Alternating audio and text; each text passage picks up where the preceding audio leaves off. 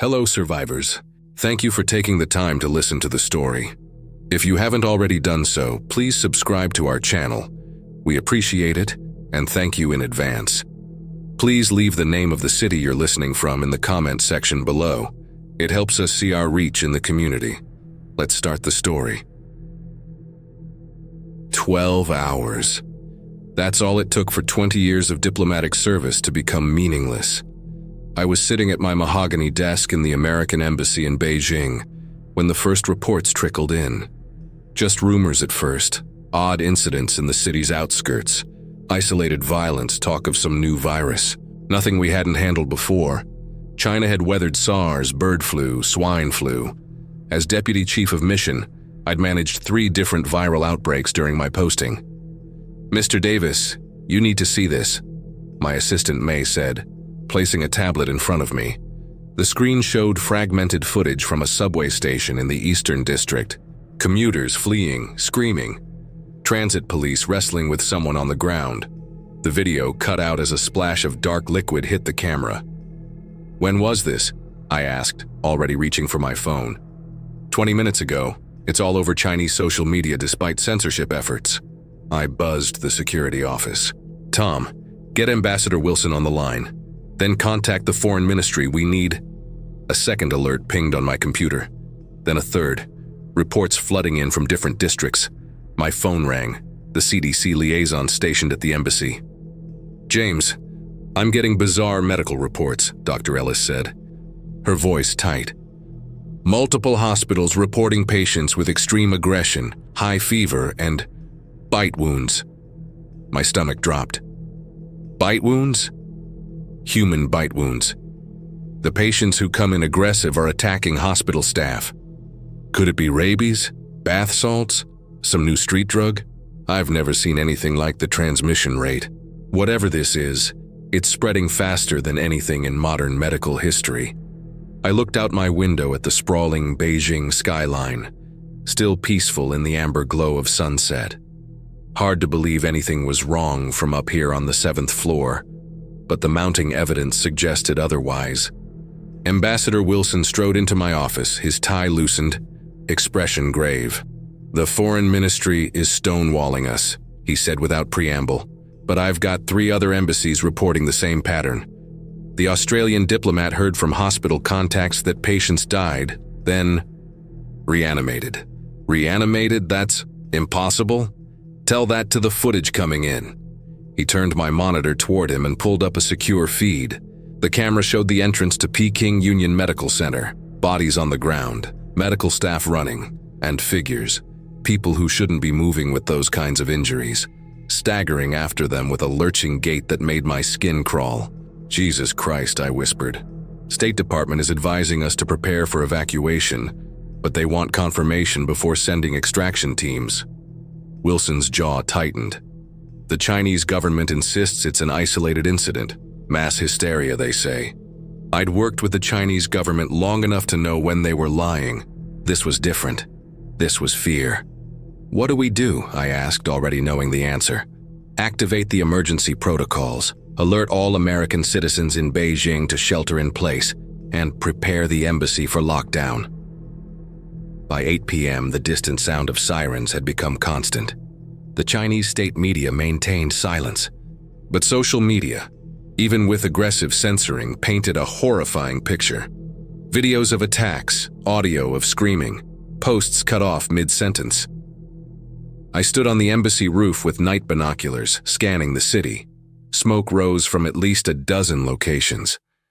In the western districts, I could see multiple vehicle fires.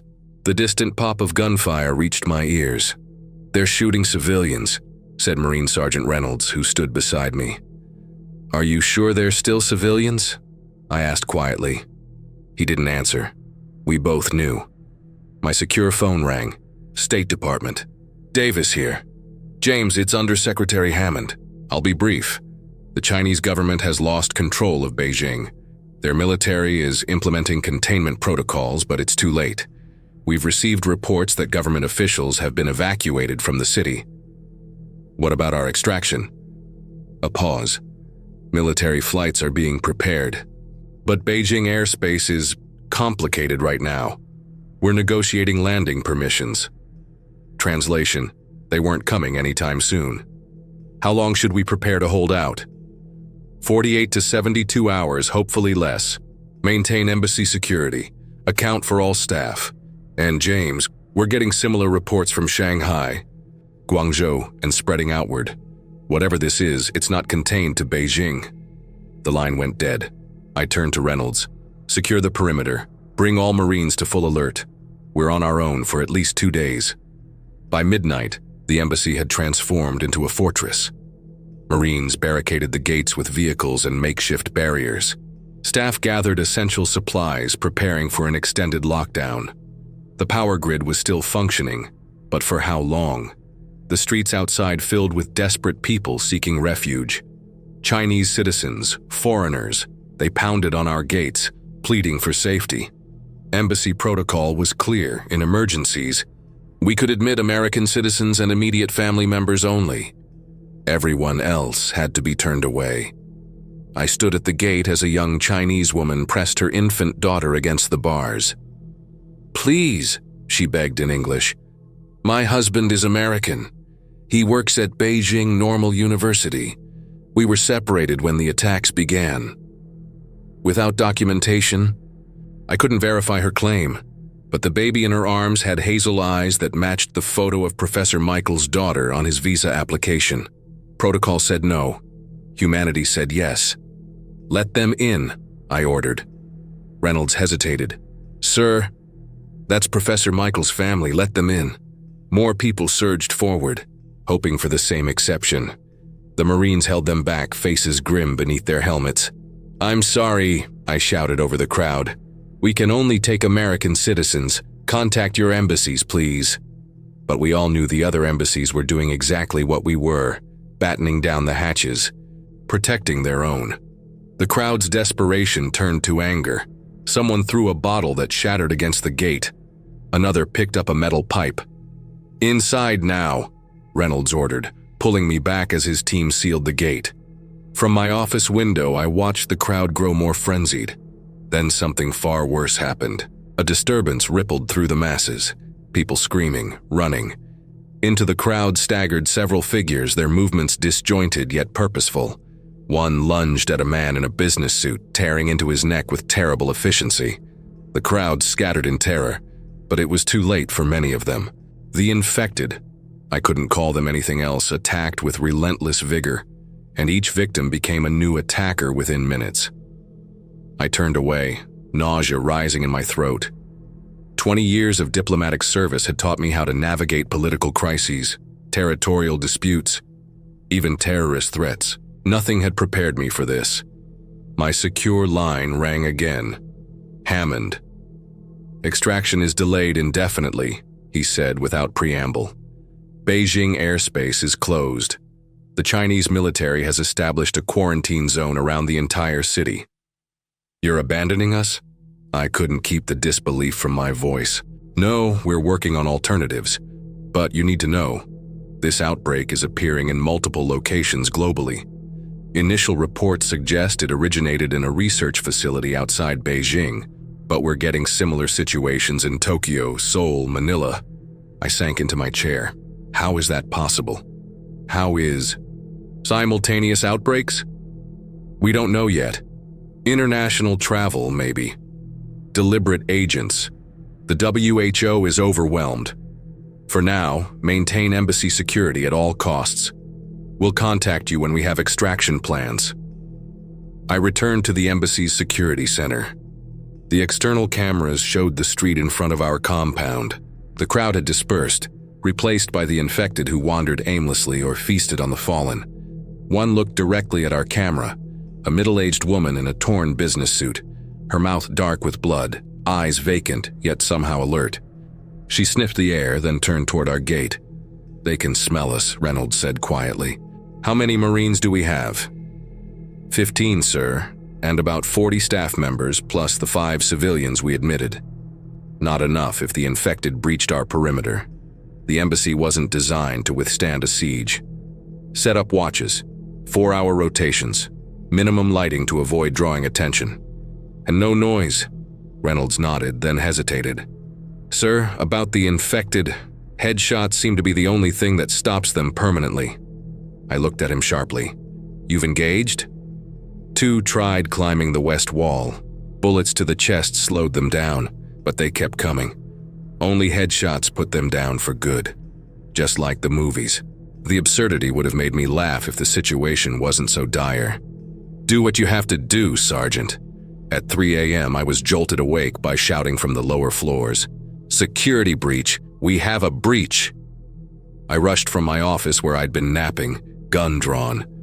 The commotion came from the consular section on the 2nd floor. Marines converged on the area, weapons raised. Reynolds spotted me and waved me back. Stay there, sir. Too late. I'd already seen it. One of our communications officers, Janet Lee, was on the floor, seizing violently. Blood pooled beneath her, spreading from a wound on her arm. What happened? I demanded. She said she cut herself on broken glass, someone explained. But that's no glass cut. It was a bite mark, deep and ragged. When was she bitten? I asked. She came in with the last group of staff, around 10 p.m. A Marine answered. Said she had to fight her way here from her apartment. 5 hours. She'd been infected for 5 hours and hadn't said a word. Janet's seizures stopped abruptly. She lay still, eyes open but unseeing, skin ashen. The medical officer knelt beside her, checking for a pulse. She's gone, he said softly. We stood in silence, processing our first casualty. Then Janet's fingers twitched. Her eyes blinked but remained vacant. She began to move. Everyone back! Reynolds shouted, raising his weapon. Too late. Janet lunged at the medical officer, teeth bared. Her movements were no longer human. A sudden explosion of speed and violence. She tore into his throat before anyone could react. 2 Marines tackled her, struggling to restrain what had once been their colleague. Her strength was impossible, inhuman. She threw one off like he weighed nothing. Reynolds' shot cracked through the room. Janet's body slumped, finally still. The medical officer wasn't so lucky. He lay gasping as his lifeblood pumped onto the embassy floor. Get a medic, I shouted, knowing it was futile. Sir, Reynolds said, his voice heavy with meaning. He raised his sidearm. I looked away. The second shot was quieter somehow, muffled by my pounding heartbeat and the terrible knowledge that our safe haven had been compromised. Check everyone, I ordered, my voice barely my own. Every staff member, every civilian, if anyone has so much as a scratch, they need to report it immediately. Reynolds nodded grimly. And if we find someone infected? The diplomatic answer would be to create a quarantine area, to show compassion, to maintain hope for treatment. But I'd seen how fast this thing spread, how violent it was. We couldn't risk it. Isolation in the secure room, I said. And if they turn, you know what to do. 2 more staff members came forward with bites they'd hidden, a cultural attaché and a visa clerk. Both were escorted to the secure communications room, which could be sealed from the outside. They went without protest, already feverish and knowing what awaited them. By dawn, they had turned. The sounds they made, hammering on the reinforced door, inhuman moans, wore down our collective psyche hour by hour. Outside, Beijing burned. The distant thump of explosions suggested the military was still fighting, but the column of army vehicles we'd seen earlier had stopped advancing. Through binoculars, I could see soldiers being overwhelmed by a wave of the infected, their disciplined formation crumbling against the sheer numbers. My phone rang one last time. Hammond. The President has authorized Operation Firestorm, he said without greeting. You need to get your people to the sublevels immediately. My blood ran cold. Firestorm, you can't be serious. The infection has reached 13 major cities worldwide. Conventional containment has failed. The Chinese government has already evacuated key personnel and authorized similar measures. You're going to bomb Beijing? There are 9 million people here. Most of them are already infected or dead, James. I'm sorry. You have less than an hour. I stood frozen, the phone still pressed to my ear long after he had hung up. Through my window, I could see thousands of infected flooding the streets below. No rescue was coming. No country left to represent. No negotiation left to make. I turned to the room of staff awaiting orders, their faces pale with exhaustion and fear. Everyone to the sub-level bomb shelter. Now. The embassy's sub-level bunker was designed to withstand conventional bombing, not what was coming. We filed in. 28 staff members, 12 Marines, and the 5 civilians we'd admitted. The air felt thick with fear, making each breath an effort. Ambassador Wilson sat in the corner, his face pale as paper. He hadn't spoken since we received the firestorm authorization. His silence was more terrifying than any words could have been. All personnel accounted for, Reynolds reported, the last to enter. He sealed the heavy blast door, spinning the wheel lock. Minus our 3 casualties. I nodded, trying to project calm I didn't feel. The shelter has supplies for 2 weeks. After the initial strike, we'll establish contact with... A tremendous crash shook the entire embassy, sending dust cascading from the ceiling. Not a bomb, something else. They've breached the main entrance, Reynolds said, checking the security tablet. The camera feeds from the upper floors showed dozens of infected pouring through the embassy doors. They stumbled and lurched forward, bumping into walls and furniture, drawn by some primal instinct toward our location. How did they get through? Someone asked. Reynolds swiped through camera angles. The gates are still secure, but they've found another way. He stopped on an image that made my stomach lurch. Former staff members who had turned were among them.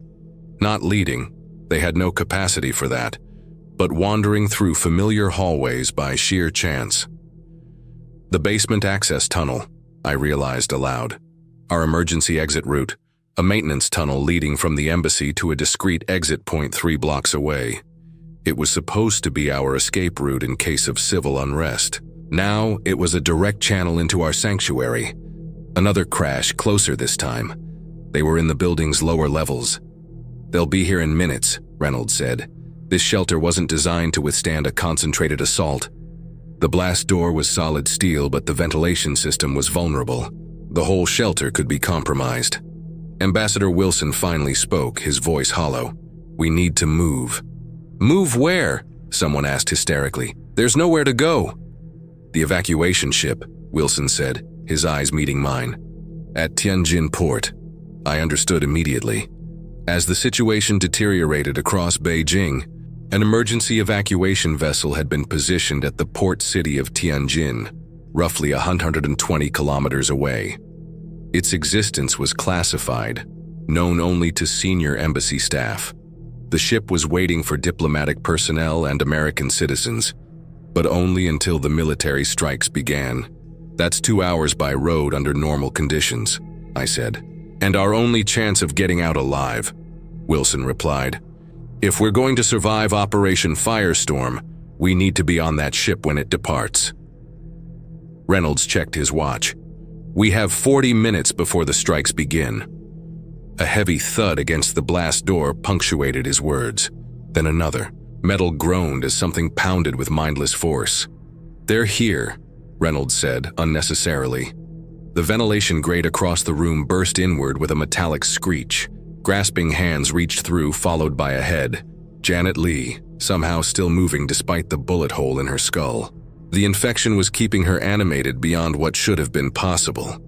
Reynolds fired 3 precise shots. The reaching arms went limp, but more appeared behind them. We need to move now, Wilson ordered. Reynolds organized his Marines into a protective formation around our civilians. We'll take the service corridor to the garage. If we can reach the armored vehicles, they're in the garage too, one of the Marines reported, checking the tablet. Dozens of them. Then we go out through the north emergency exit, Reynolds decided.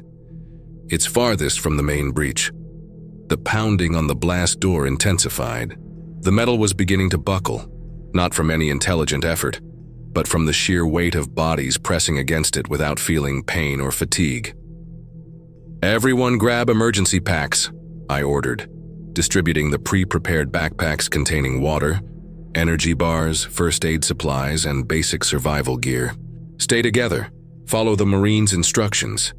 We exited through the shelter's secondary door, which opened into a narrow maintenance corridor. The lights flickered ominously as we moved in tight formation, Marines at front and rear, civilians in the center.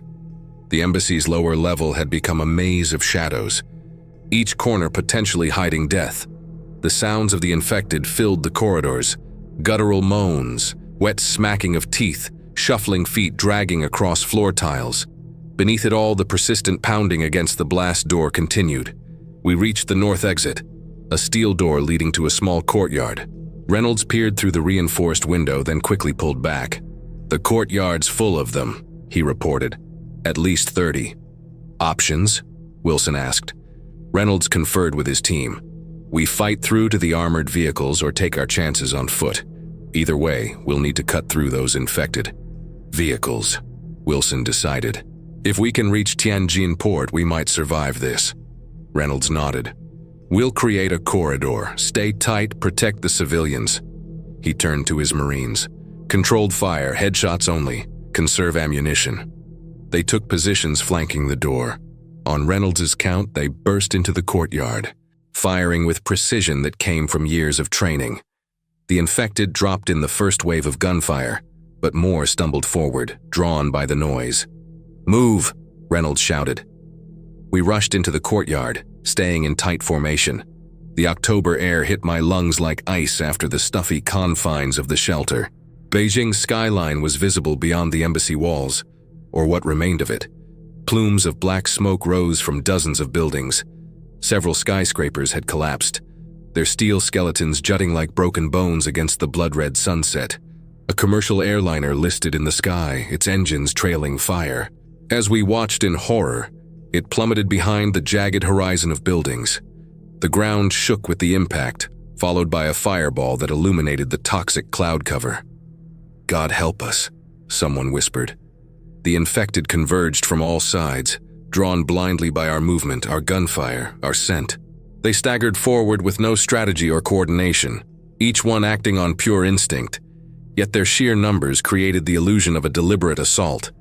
The Marines maintained discipline, creating a corridor through the mass of bodies. We reached the garage entrance, only to find the door jammed. "Cover me," Reynolds ordered, working to manually override the door. The rest of his team formed a protective ring, firing into the approaching horde. The door finally ground open, revealing the cavernous embassy garage. Our relief was short-lived. Inside, bathed in emergency lighting, dozens of infected milled about. They turned at our entrance, lurching toward us with outstretched arms and vacant eyes. "The vehicles!" Reynolds shouted, pointing to the 3 armored SUVs parked against the far wall.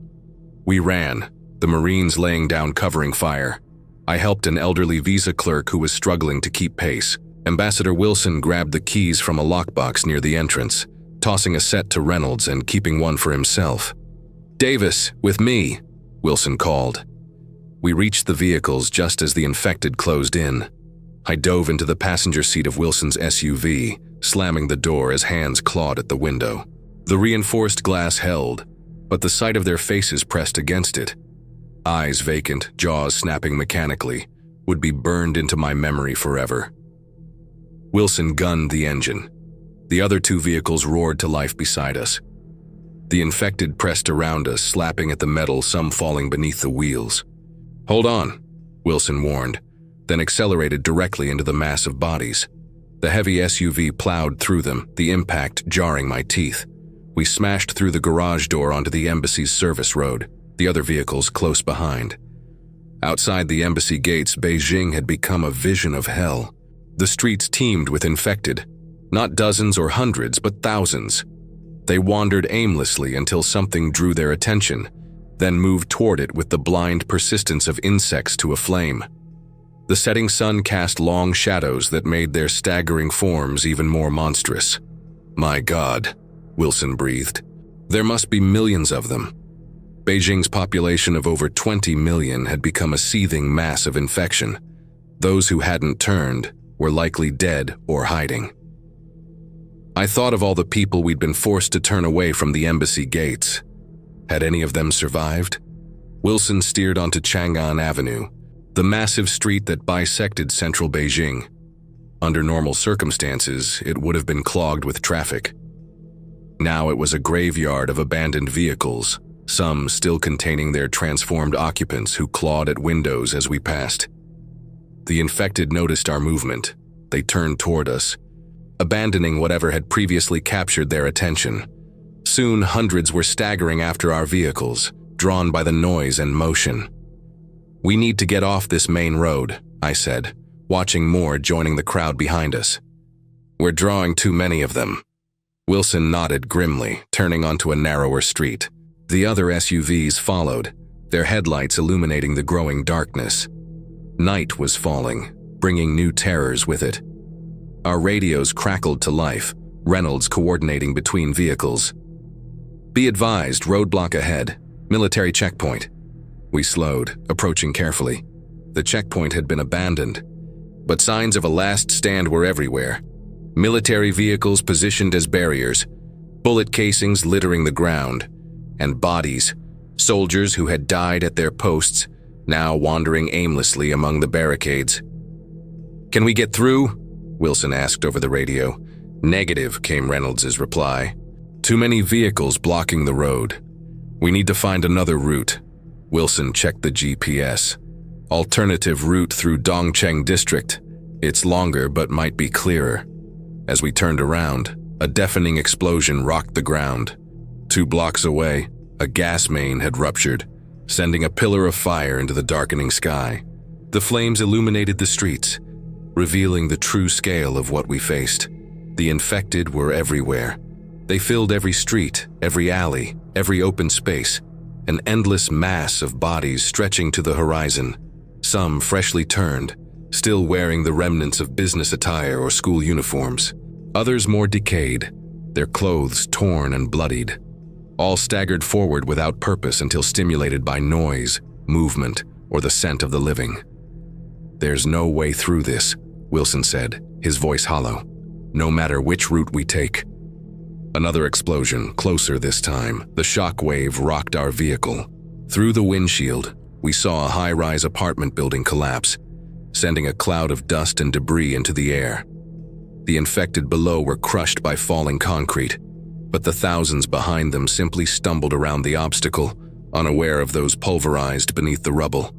Our radio crackled again. "This is Vehicle 3. We've lost traction. Repeat, we're immobilized." I looked back to see the third SUV listing to one side, its wheel caught in a collapsed section of road. The infected swarmed around it, pounding on the windows and roof. "Can you extract?" Reynolds asked over the radio. "Negative. We're surrounded. Can't open the doors." I watched in horror as the mass of infected grew around the stranded vehicle. They pressed against it from all sides, the sheer weight of bodies threatening to tip the SUV onto its side. "Vehicle 2. We'll create a diversion," Wilson decided. "When they move toward us, get your people to Vehicle 3 and extract them." "Sir, that's too risky," Reynolds protested. "We don't leave our people behind," Wilson said firmly, then gunned the engine. He drove straight into the thickest part of the horde, honking the horn to attract attention. The infected responded, drawn to the noise and motion of our vehicle. Wilson expertly maneuvered through the mass, close enough to draw them away but fast enough to avoid getting bogged down. Through the rear window, I saw Reynolds' team executing the rescue. Marines creating a corridor to the stranded vehicle, evacuating the passengers, then falling back to Vehicle 2. Some didn't make it. A Marine stumbled, immediately disappearing under a pile of bodies. A civilian panicked and ran in the wrong direction, vanishing into the horde. "They've extracted," I told Wilson. "Most of them anyway." He nodded grimly, circling back toward the main route. Vehicle 2 roared past us, taking point. We fell in behind, continuing toward Tianjin port. Our progress slowed as we encountered more obstacles. Collapsed buildings, burning vehicles, military cordons abandoned by their defenders. Each detour took us deeper into infected territory. The radio brought more bad news. "This is Vehicle 2. We're running low on fuel." Wilson checked our gauge. "Same here. We must have taken damage going through the barricade." The vehicles were armored but not indestructible. Between the physical impacts and the rough terrain, we were burning fuel at an alarming rate. "How much farther to the port?" I asked. 70 kilometers, Wilson replied. But at this rate, he didn't need to finish. We wouldn't make it on wheels. A new sound cut through the night, the high-pitched whine of fighter jets. We looked up to see aircraft streaking across the sky, their afterburners glowing orange against the darkness. "The strike force," Wilson said quietly. "We're out of time." My secure phone vibrated with one final message. Operation Firestorm commenced. Tactical strikes underway, strategic phase to follow. Tactical strikes meant precision bombing of military installations and government facilities. Strategic phase meant something far worse, the complete obliteration of Beijing to contain the infection. As if on cue, the horizon erupted in a series of flashes, followed by distant thuds. The tactical strikes had begun on the city's outskirts. "We need to keep moving," Wilson said urgently. "The ship won't wait." The extraction vessel at Tianjin port was scheduled to depart at midnight, a tight deadline under the best circumstances. Now, with our vehicles failing and the military bombardment beginning, it seemed impossible. Our vehicles pushed forward, the infected parting before us, then closing in behind like water around a stone. The streets had become rivers of the dead, flowing between burning buildings and billowing smoke. Another explosion, this one close enough to shower our vehicles with debris. The shockwave blew out windows in the surrounding buildings, sending glass raining down. The infected below were shredded by the falling shards but showed no reaction, continuing to stagger forward with blank expressions even as they were lacerated.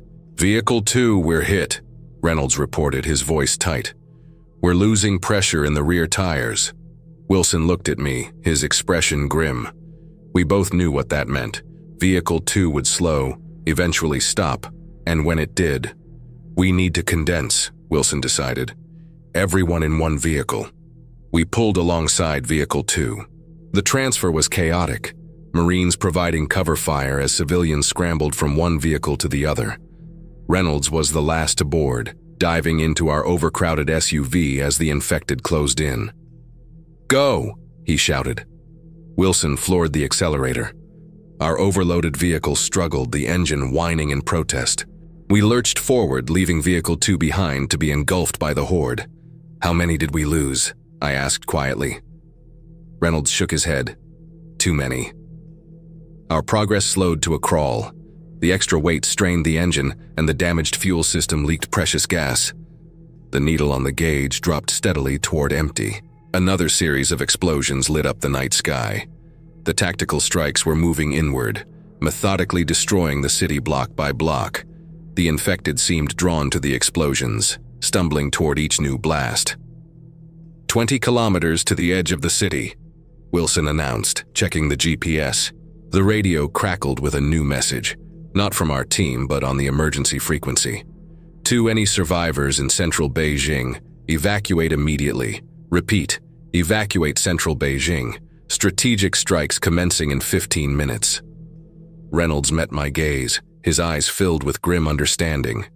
Strategic strikes was military code for the nuclear option.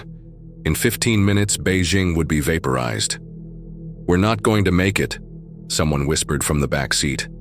The vehicle shuddered to a halt, the engine sputtering one last time before dying. The fuel gauge read empty. 5 kilometers to the eastern perimeter, Wilson said, his voice tight. Reynolds assessed the situation with military precision. "We go on foot. Defensive formation. Marines on the perimeter, civilians in the center."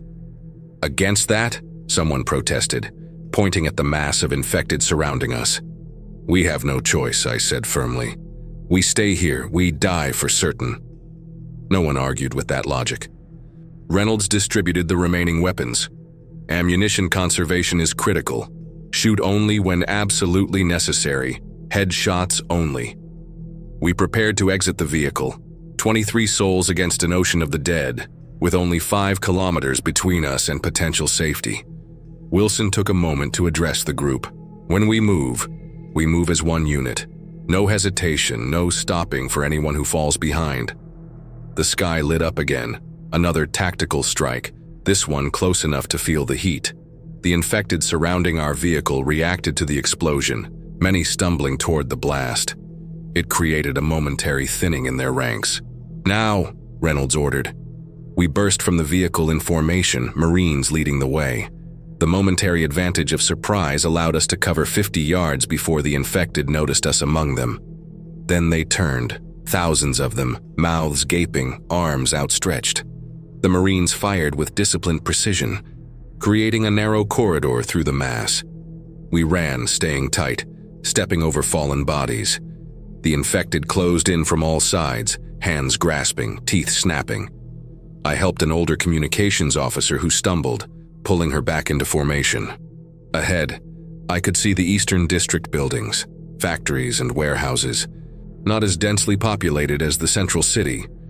Just a little farther, an explosion directly overhead sent us all diving for cover. A nearby building had taken a direct hit, collapsing into the street. Debris rained down, crushing infected and creating momentary chaos. Reynolds seized the opportunity. Through the gap, move. We sprinted through the temporary clearing, reaching a warehouse district. The industrial area was less crowded with infected, giving us a brief respite. Marines took up defensive positions as we regrouped. 5 minutes to the perimeter, Reynolds estimated, checking his map. The infected stumbled around the debris with blank expressions. They lumbered toward us with no purpose, each one acting independently, yet their numbers created an unstoppable tide of rotting flesh. "Move!" Wilson shouted. We continued eastward, weaving between warehouses and abandoned factories. The terrain worked to our advantage.